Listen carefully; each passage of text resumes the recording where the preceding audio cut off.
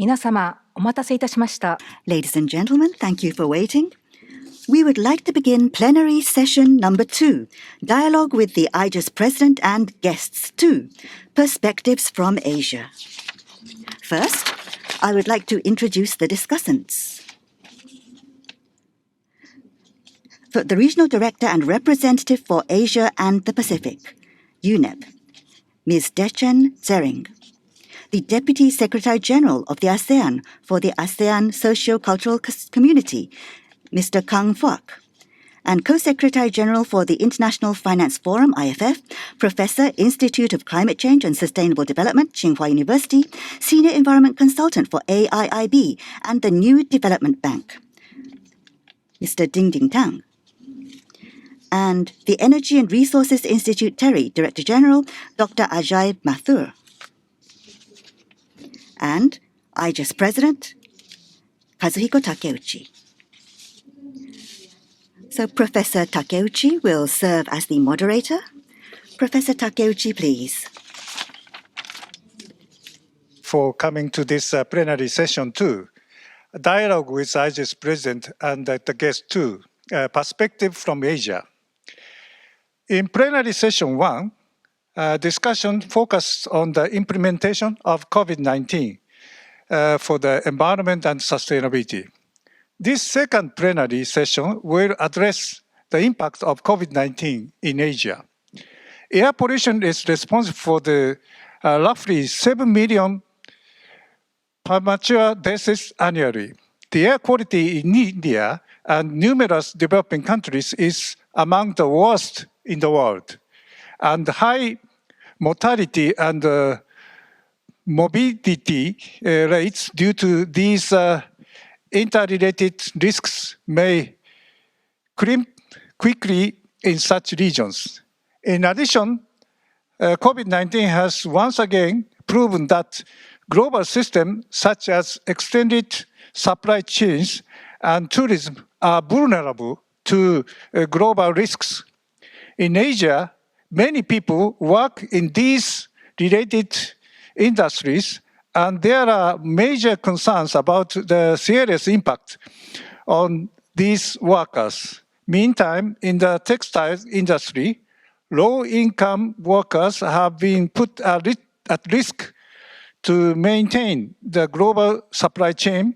It has been reported that 200,000 garment workers in Bangladesh had little choice but to return to work in factories despite the natural lockdown.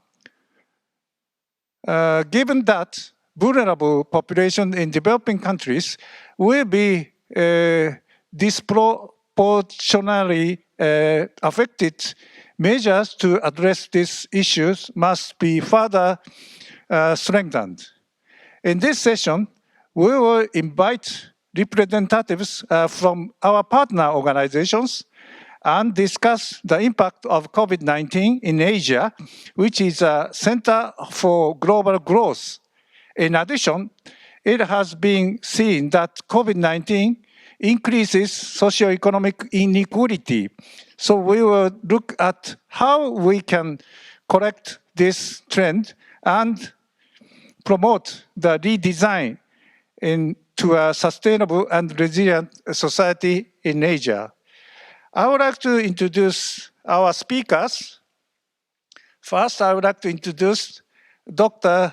Dechen Tsering, Regional Director and Representative for Asia and the Pacific, UNEP. And next, His Excellency Mr. Kun Phoang, Deputy Secretary General of ASEAN. And then Dr. Tan Dingding, Co-Secretary General of IFF, Adjunct Professor of Tsinghua University, Senior Environmental Consultant for AIIB and NDB. Last but not least, Dr. Ajay Mathur, Director General of TERI.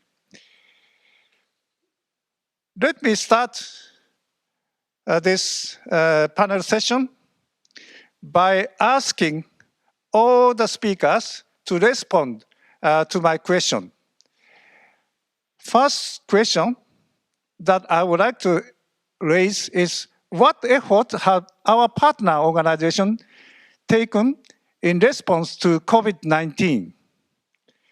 I would like to ask Dechen Tsering for making your presentation.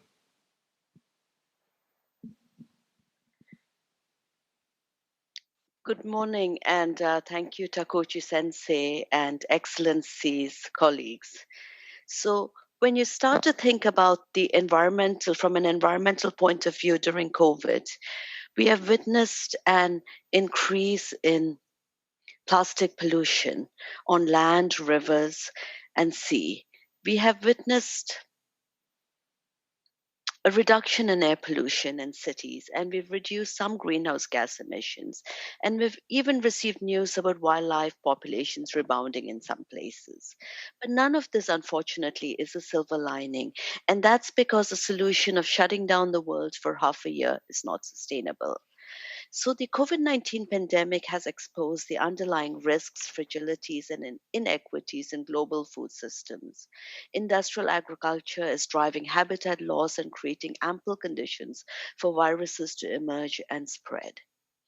The current pandemic is a reminder that there are very close connections between the health of people and the health of our planet. We are reminded that when we destroy and degrade biodiversity, we undermine the web of life that we as humans depend on, and we increase the risk of disease spillover from wildlife to people. The Intergovernmental Science Policy Platform on Biodiversity and Ecosystem Services, IPBES, in its recent report stated that future pandemics will emerge more often, spread more rapidly, and do more damage to the world economy and affect more people than COVID 19 unless there is a transformative change in the global approach to dealing with infectious diseases with a strong focus on prevention. At UNEP, we focused on 4 building blocks. We've looked at medical humanitarian emergency phase, where the emphasis has been on capacity building and transfer of technology, really looking at methods and experiences on medical waste and other waste from COVID 19 treatment, and it's been trying to share our lessons. We've looked at the building block 2, transformational change for people and the planet. And so while we respond to COVID-19 pandemic, we remind the world you cannot forget the triple environmental crises. This is biodiversity loss, climate change, and pollution we live with. Efforts in this regard must continue. In the region, UNEP has been working with selected countries in increased understanding of biosafety risks and mitigation actions for preventing zoonotic disease through conducting biosafety assessments to improving safeguards for detecting and preventing zoonotic disease transmission using a One Health approach. UNEP, the World Health Organization, the World Organization for Animal Health, and the Food and Agricultural Organization of the UN have agreed recently to strengthen collaboration to address risks at the human animal environment interface and to strengthen environmental dimensions of the One Health approach and in the prevention of future crises like the one we're facing today. Under building block investing to build back better, the focus has been on greening fiscal stimulus packages and financing investments in public health and social and ecological infrastructure, circularity to advance sustainable consumption and production, and responsible finance for climate stability and ecosystems. Under building block 4, modernizing global environmental governance. Here we've been finding solutions to environmental issues. It's more urgent than ever today, but the pandemic has led to postponement of key meetings. So we're calling for an examination of how global environment governance can move with the times. The Secretariat of the Convention on Biological Diversity has already lifted its pre-COP15 technical meetings to e-platforms.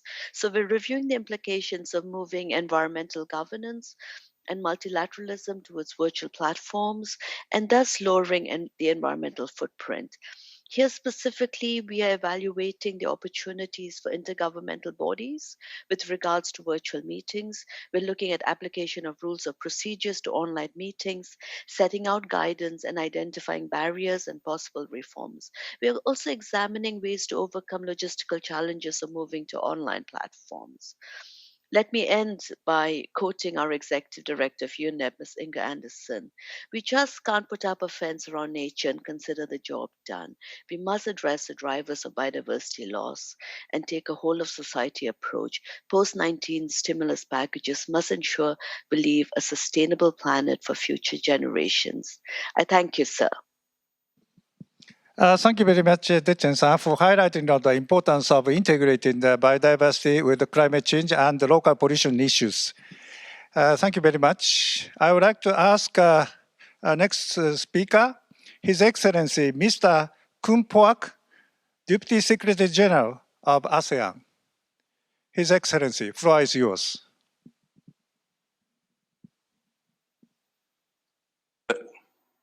Thank you very much, Professor Kazuhiko, and a very good morning to all colleagues, or probably good afternoon to some colleagues if you're calling from, different parts of the world here.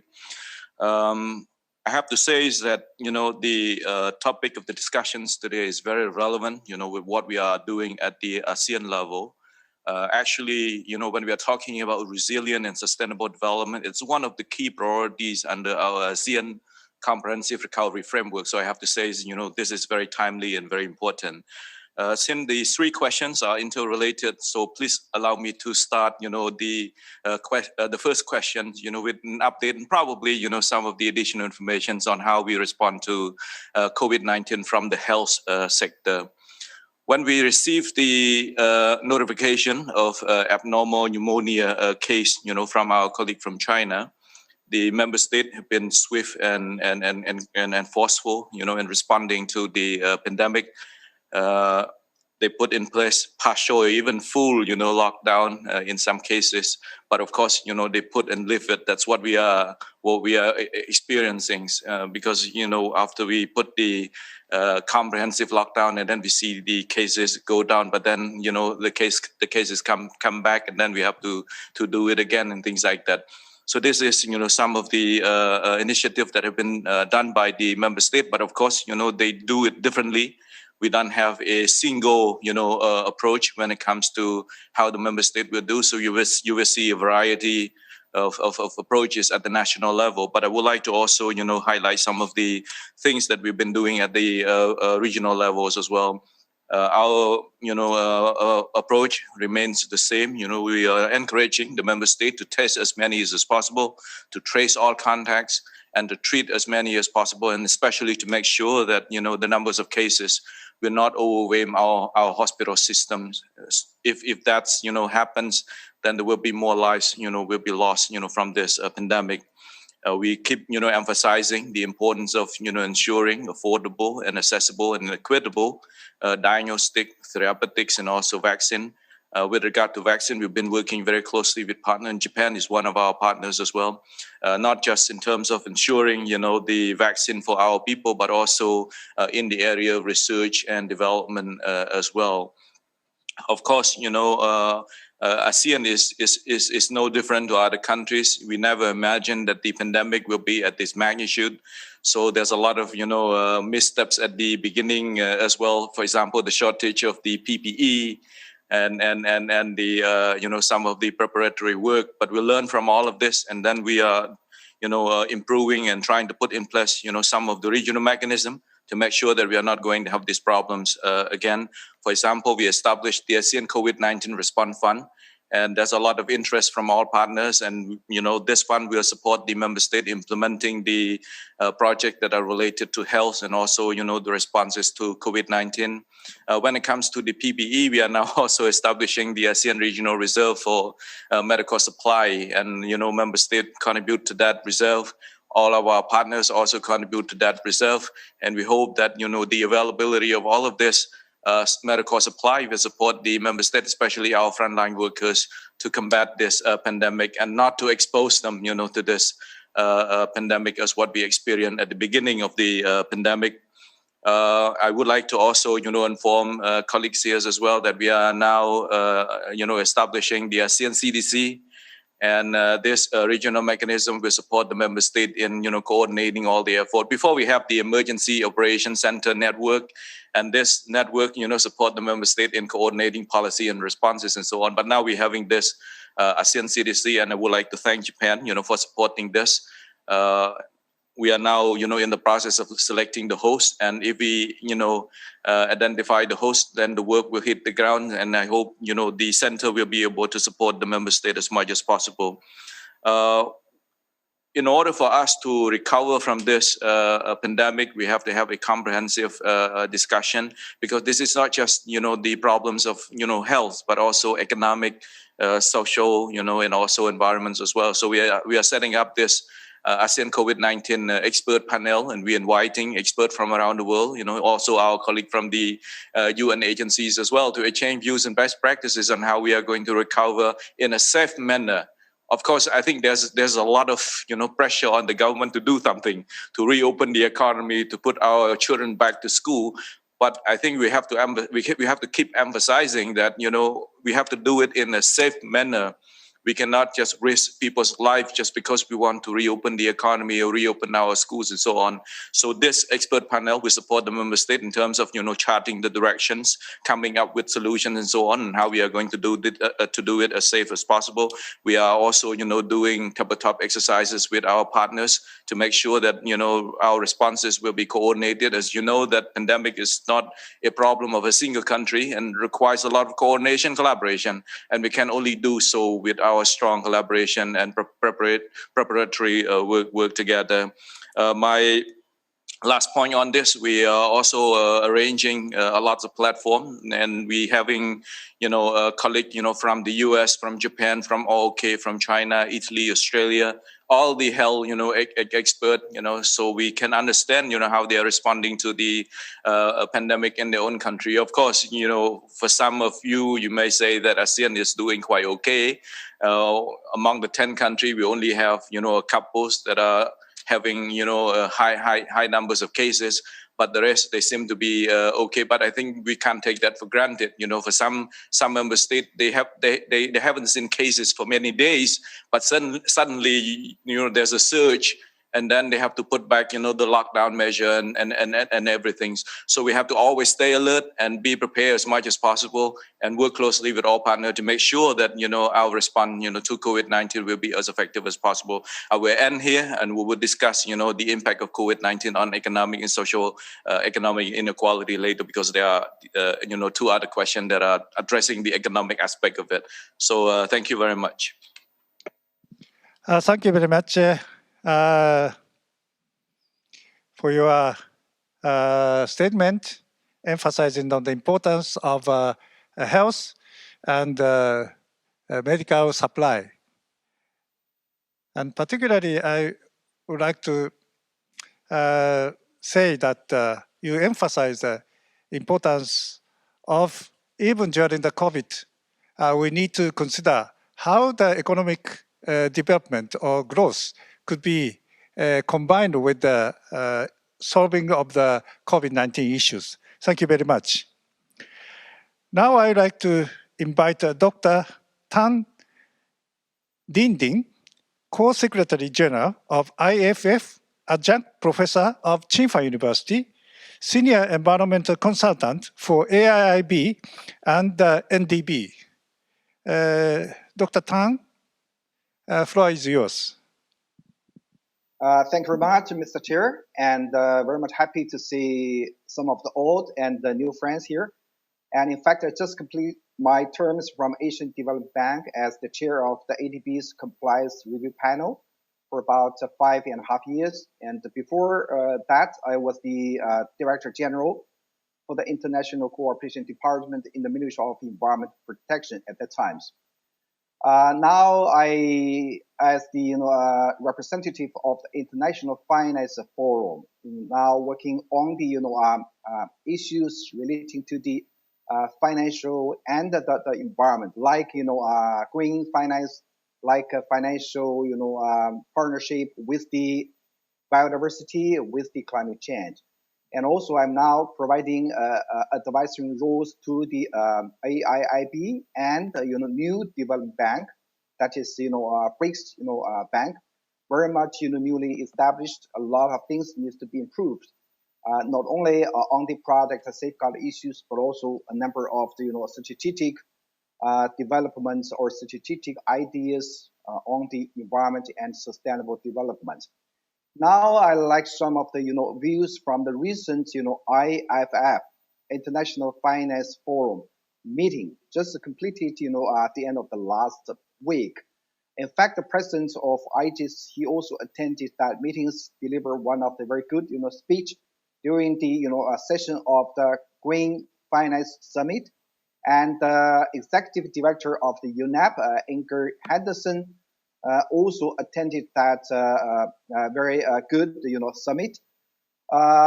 Interesting, a big number of the distinguished guests from state leaders, from the ministers, officials around the world, including 5 very important UN officials, including the Director General of UN Guterres and 5 Undersecretary General of the UN attended, that IFF annual meetings in Guangzhou last week and deliver a big number good, messages and ideas. And also during that meetings, in fact, many of the topics is not talking about financial. It's not talking about economic growth. We're talking about climate finance, including the chair of the International Finance Forum, our former state leader and the former governor of the People's Bank of China, Mr. Xiaochuan Zhou. His speech very much focusing on the establishment of the special maybe mechanisms in China relating to the climate finance, but also a lot of topics talking about on the balance of the economic growth and the post pandemic period, how to balance the economic growth and the efforts and the continue maybe contributions and against to the pandemic. So now very much happy to see in China our lives is getting normal and the economic growth is getting normal. And the last quarter, our economic growth for GDP, for instance, is almost 4% and I was informed the last quarter of this year's our GDP growth will be around 5. So annually the GDP number of China around maybe 2% more or less. So comparing with other big countries or developed countries, even worldwide, China maybe will be the unique worldwide economic growth is getting normal and plus about GDP development. But anyhow, still we're facing very big challenges. You may know that recently Chinese President Mr. Xi announced that China will make their efforts to achieve 2030 target of climate change, to meet pitch a target of the emission in the year of 2030 and the target of the 2060, that is the net zero emission target. Yes, a little bit later than some of the developed countries, including Japan and Korea, their commitment is 2050. But I do believe that 2060 is very much hard and difficult to the Chinese government, to the Chinese economy, and their economic growth will be deeply influenced by or affected by this political commitment. Now, even we're facing the very difficult situations of the pandemic, but Chinese government still now making their efforts to prepare the forthcoming 14th economic and social development plan. And everybody know that this 14th plan will include very stringent requirements on the energy sector development. And I'm hoping maybe we'll have no new, coal-power generation project will be arranged during the 14th period of the economic and social development plan. And maybe a big number of the reduction of the consumption for coal will be, required by the central government during the, 14, even, 15 economic and social development plan. So let us see what happens maybe early of the next year for this, national plan. But everybody knows that even, Chinese now we're facing very difficult problems caused by the COVID-19, but still they will, consider to try great efforts, pay, serious, attentions on the climate change issue. And also biodiversity. I understand that next year, continually 15th Biodiversity Convention Conference will be held in China, and a lot of in parallel, summit will be organized, and IFF International Finance Forum will work together with other partners, including UNEP, ADB, AIIB, and the New Development Bank.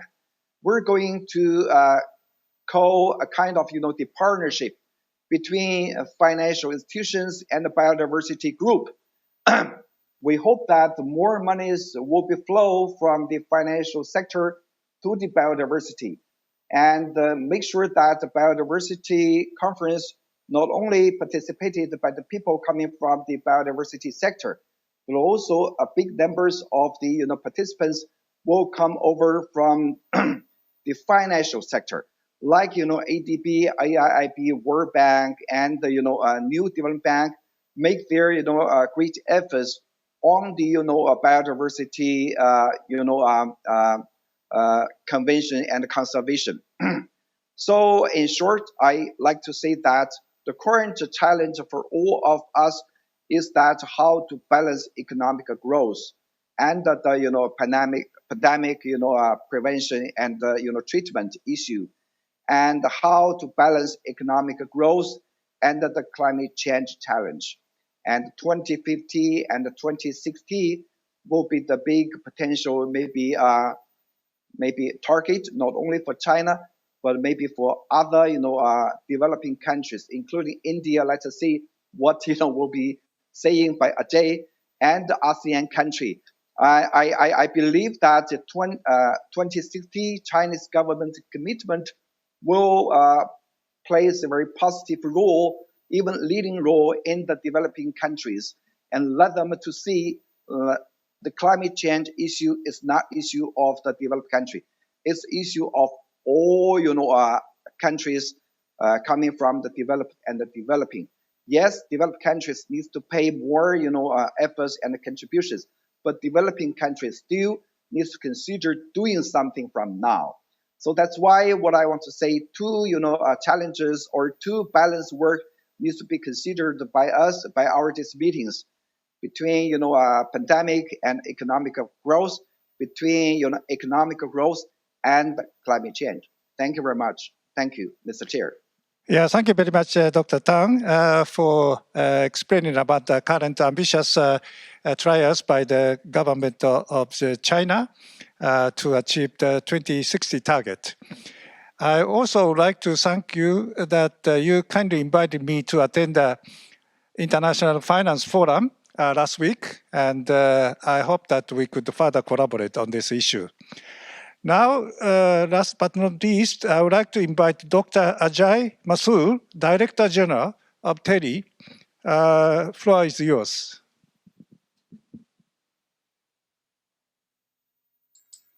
Thank you very much, Professor Takeuchi. It's a pleasure to be here, and I am delighted that the ISAP is meeting again, and we're using this new virtual digital technology to be able to discuss as we go ahead. As Dechen has said, these are new times, and we are finding new ways to overcome them. We have gone several of the speakers have focused on the kinds of impacts that the COVID-19 pandemic and the economic lockdown have resulted in. We have seen the kinds of economic downturns that have occurred. We have also seen that because of the economic downturn, the kinds of environmental benefits that occurred. Obviously, we do not want these environmental benefits to continue at the expense of the economic loss that has occurred. But I think it behooves us that now that we have seen the benefits, how is it that we can change our patterns of growth, our patterns of consumption, so that we can move ahead to a cleaner future. Takeuchi-san, during the past 4 or 5 months, there have been a number of initiatives that have been taken in India and around the world to focus on the recovery and reconstruction, the so-called economic stimuli that we have seen across the world. These have varied from country to country, from region to region. But the 3 things that I note across all of them is that they obviously seek to restart economic growth, obviously. But they also seek at the same time to create new jobs, because with a jobless growth is something that I think no country wants to see. It is socially undesirable. But there is also a third thing that I'm seeing, is that these jobs are not seen as being flash in the pan, but seen as being sustainable. And therefore, the need to create new kinds of activities which create new kinds of jobs which will remain for a long time. And entrepreneurialism is something else that I'm seeing in the kinds of packages that have been put around the world. In India, for example, the emphasis has been on providing credit in those 2 sectors which are the largest drivers both of economic growth, but more importantly of job growth. That is agriculture and the small and medium industry. And the availability of collateral-free credit in these 2 areas, together with the creation of an agricultural infrastructure fund, provides the background for moving ahead on economic development. And what I want to discuss here is how do we use this opportunity? How have we at TERI used this opportunity to move towards a greener growth? Very early after this economic stimuli was announced, my colleagues put out a report, a fiscally responsible green stimulus. What this focuses on is the areas where we can combine the economic stimulus with instruments that help us move towards greener growth. So let me give you an example. We talked of the agricultural sector. In the agricultural sector, a very large amount of the electricity that is used, and which also contributes to the economic ill health of the electricity distribution companies, is the low-cost electricity, and this is largely from coal-based power plants, which is provided to this sector. We believe, and the government believes, that a large-scale initiative to push photovoltaic pumping for water makes a huge difference. It creates jobs at the rural level. It creates an opportunity to create a pull, and it moves away from the dependence on fossil fuels for electricity generation. A key policy change that has occurred is that the electricity that is generated from photovoltaic pumping could be put back into the grid when it is not being used for pumping. This means that rural areas now get local solar supply rather than coal-based electricity from power plants that are far, far away. And focusing on skill development, we believe, is a key, and consequently efforts in that direction, both in the banks that will provide the loans for this, as well as in people who will maintain and install these systems. A second example is cold storages. We have a large amount of agricultural produce which cannot see the market because it goes bad. And consequently, cold storages, the cold chain is important, and the cold chain becomes even more important as we are looking at the vaccine of tomorrow. As we do these, we are looking at renewable energy technologies, particularly biomass-based heat, which can work with ammonia absorption cycles so that you can have cold storages which reduce wastage, but at the same time use renewable energy to make them work. Again, jobs are created, economic growth are created, economic wastage is reduced. We believe that initiatives of these kinds can help us move forward. And at TERI, we have worked on recently inaugurating a cold storage based on biomass heat, which is used to provide fruits to a local market. To end, Takeuchi-san, let me highlight the key challenges that we face. There is no doubt that these will help in pushing the trajectory down, the carbon trajectory down. India is the only G20 country whose Paris Agreement goals already put it on a less than 2-degree path. Only G20 country. We believe that a long-term goal, which India doesn't have as yet, together with a trajectory which is on the 2-degree path to this goal, together these two things will make the kind of policy difference that is needed for us to move towards the future. We believe that economic demand creation for green products on the one side and aggregation of supply to bring down costs of these green products on the other side, this is what are the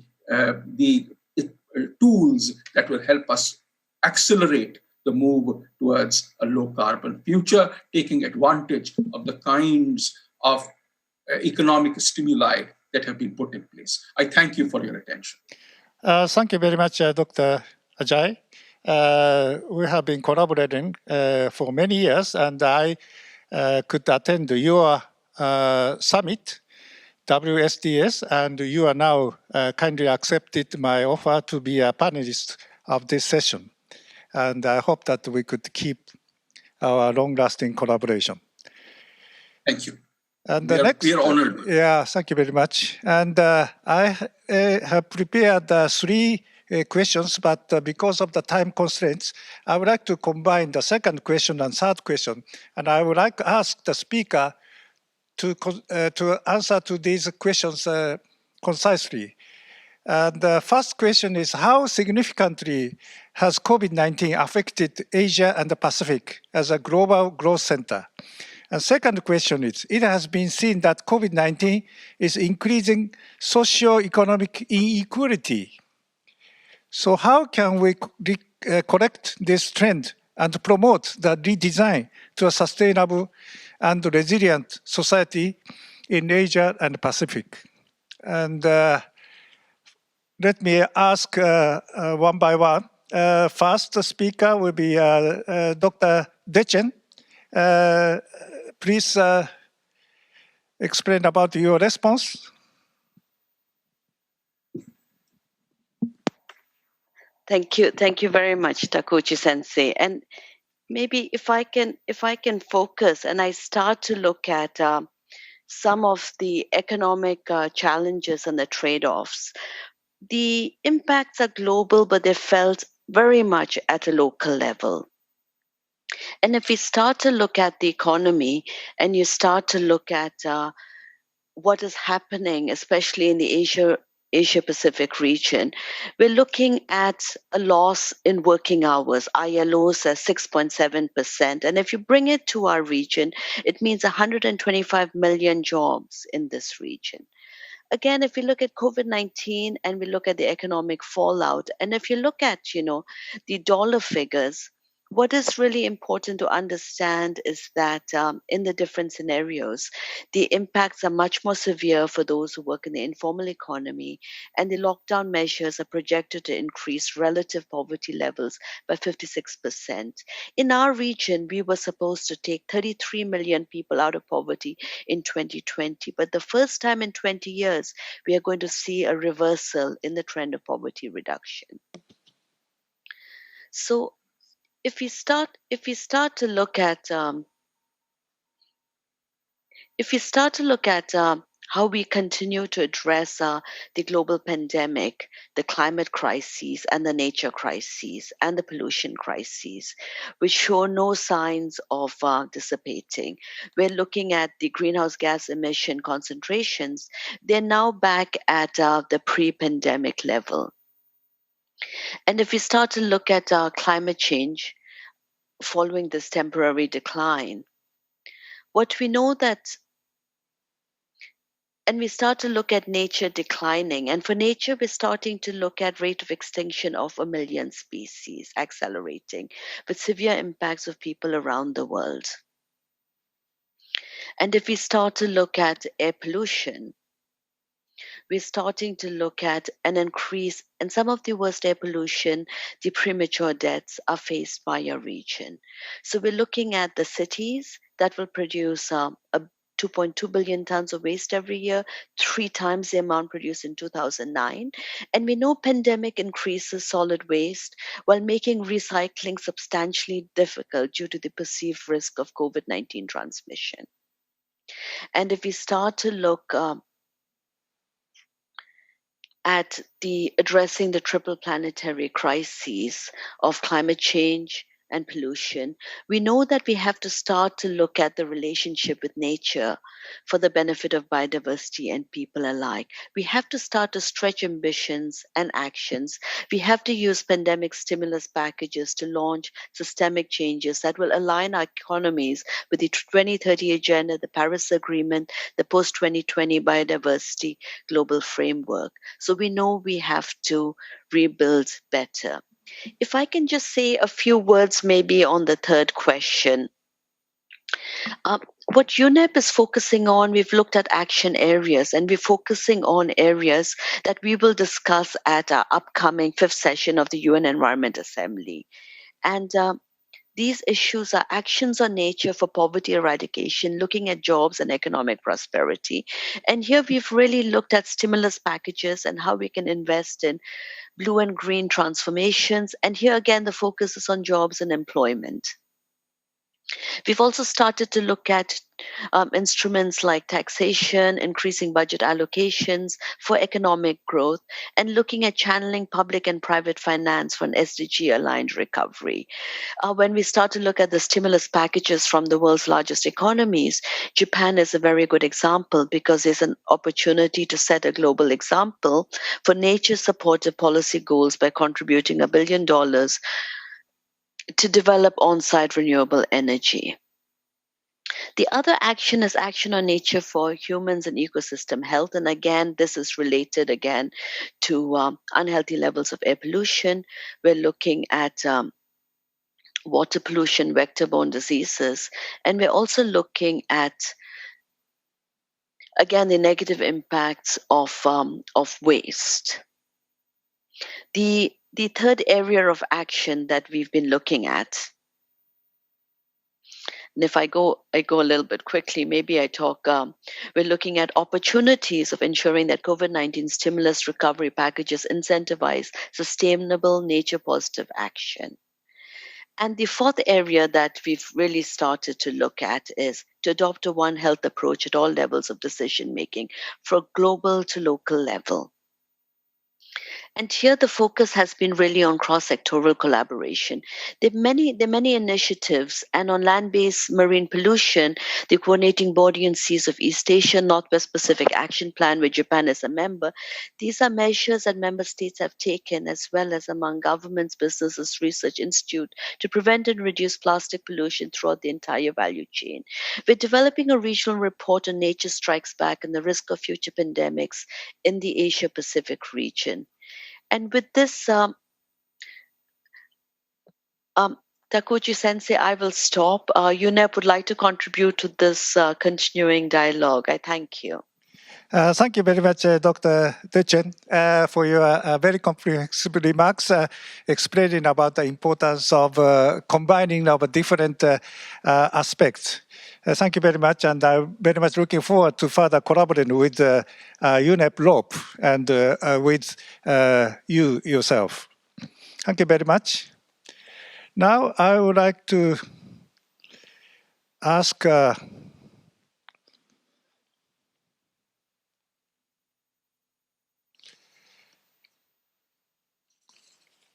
you to explain about the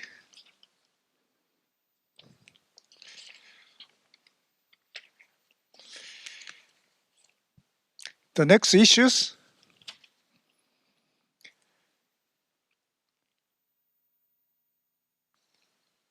It has been seen that COVID-19 is increasing socioeconomic inequality in Asia and the Pacific.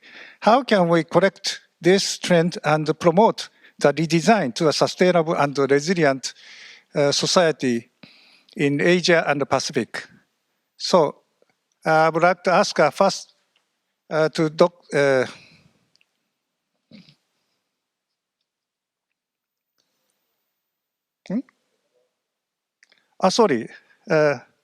Dr. Phoak, please take the floor. For the questions, since we combine the two together, so let me provide, one single answer to that.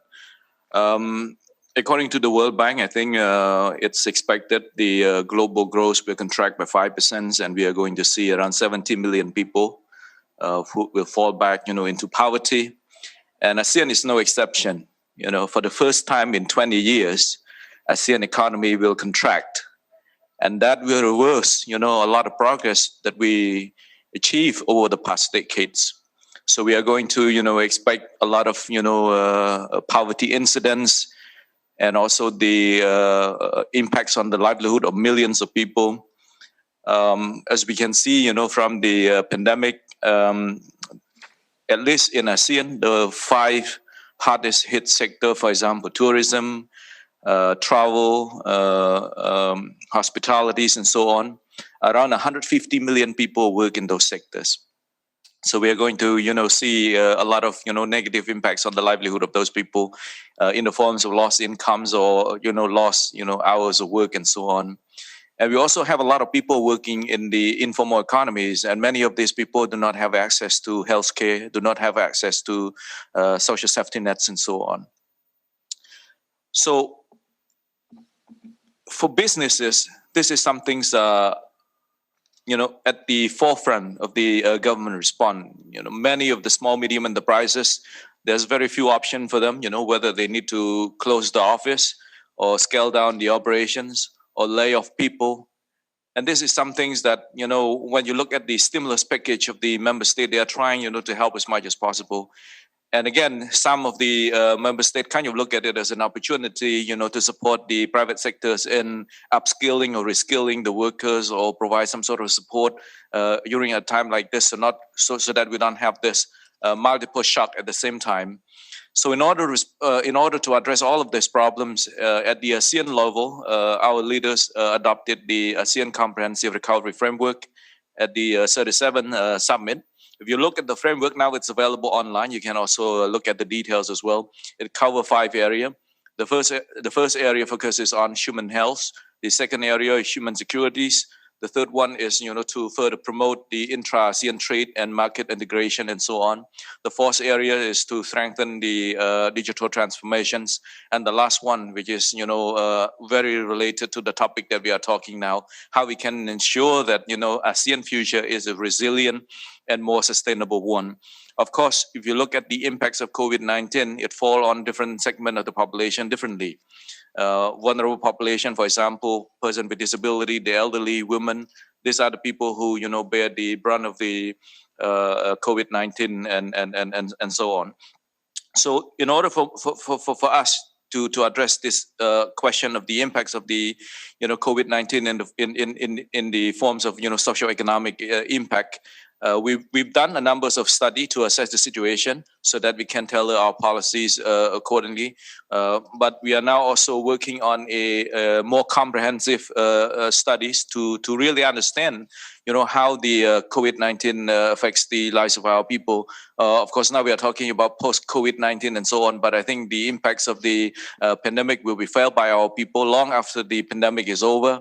So I hope that this study will provide, in-depth analysis and also data and information as much as possible when it comes to the impacts on our people. There are three words here that I would like to emphasize. The first one is inclusive. We've seen, through the whole years that we are going through this, the one of the areas that if we do better or better prepare, perhaps the impact of COVID-19 can also be mitigated. For example, in the areas of education now, because of the school closure, receive education online, but not many of them, have the luxury, right? I mean, if you look at the numbers of people who have access to internet in the region, only 53%. And it is not just about, access to internet, but also devices, quality education content, and so on. Some of these are not there. So I think, going forward, we need to continue to emphasize this, especially in the areas that are hit hardest by the pandemic. For example, education, labors. We need to strengthen our social protections to make sure that all people we will cover. The universal health coverage need to also be there. The second area is, to build a resilient society. I know we've been talking about this many years, and IGES has been also very active in supporting the ASEAN member state in building a resilient in the regions as well. But what I want to emphasize here is that we cannot, recreate the kind of vulnerabilities that exacerbate the current pandemic. Some things that we experience now. The better or the more we can help our people to cope with or adapt to shock like this, the sooner we can recover from this pandemics as well. So I think it's important that we need to invest more in building resilient here. The last one is sustainable. Again, the focus is very related to what some of the speakers just said, and this is actually we are going to launch the State of Climate Change report this year, but unfortunately, because of the COVID-19, we are going to do it next year, jointly, done by ASEAN Secretariat and IGES.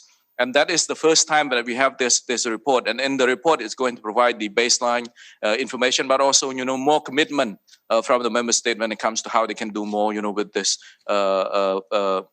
climate change. The other issue I think we have to look also closer is the linkages between, biodiversity conservations and human health. This is something that has been, ignored, I should say, for many years.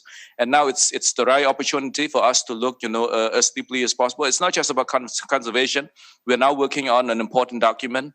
And I hope that we can work together with UNEP and also IGES as well, is, to make sure that we put in place a robust and comprehensive measure. For example, looking at the institutional and legal, components of it, and also, awareness raising and conservation, and especially putting in place regulatory framework. So when it comes to, for example, wet market and all this, we have to make sure that everything is done in a proper and safe manner.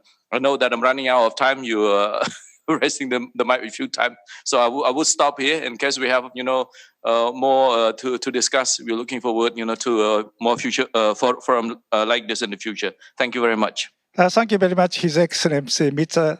Kun. Because of the shortage of time, I would like to ask Dr. Tang to deliver his speech. Floor is yours. Thank you, Mr. Chair. Very short. I just want to add one point. It's about our RCEP and the CPTPP.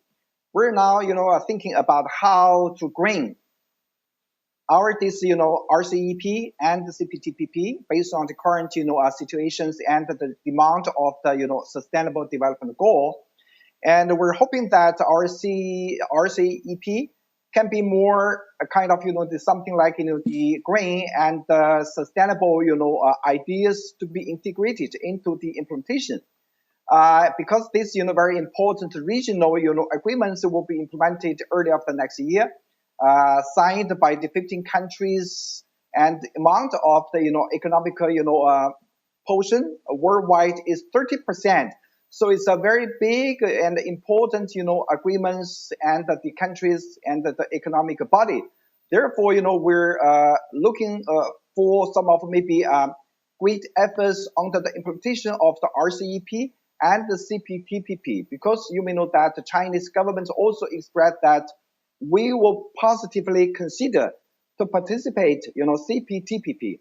If so, I do believe that these two, economic and trade agreements can be the special tool for us to, doing something, in the field of sustainable development, including climate change and the biodiversity.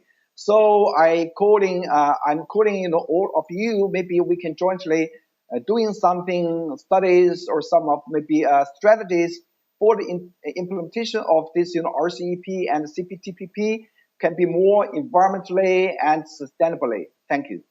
Thank you very much, Dr. Tang.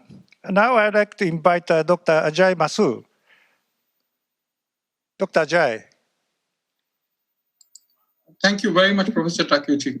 Professor Takeuchi, there is no doubt that the lockdown and the led to a huge economic loss. Dechen talked about what is happening across the region.